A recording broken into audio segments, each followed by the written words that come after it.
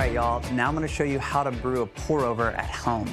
So what is a pour-over? A pour-over is a method in which you're pouring hot water over grounds, the water's flowing through and extracting that delicious cup of coffee.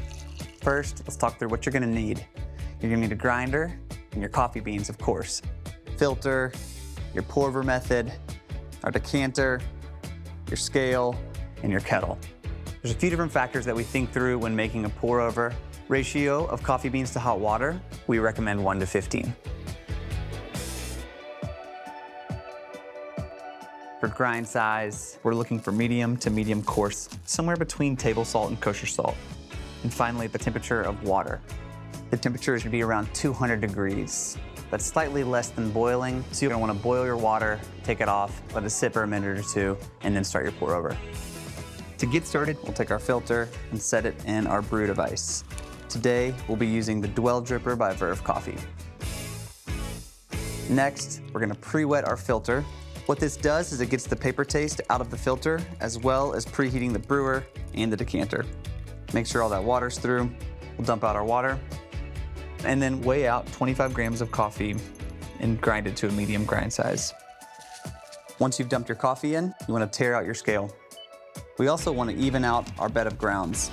What that does is cause even extraction as you're brewing. We're gonna start our timer, and we'll pour 45 grams.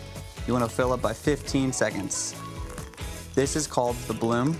The CO2 from roasting is being extracted from the beans, so you should see some bubbles coming out of your grounds.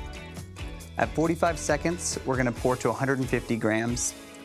You should finish pouring by around 1 minute.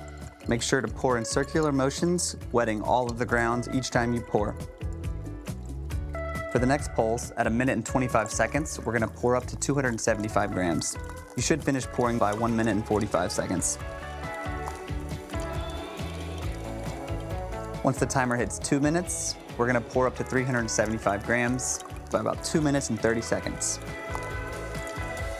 And that was our last pulse. This coffee should drip out between 3 and 4 minutes.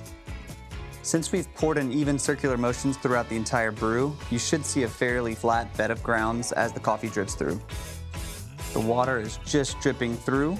We're at 3 minutes and 30 seconds on the dot.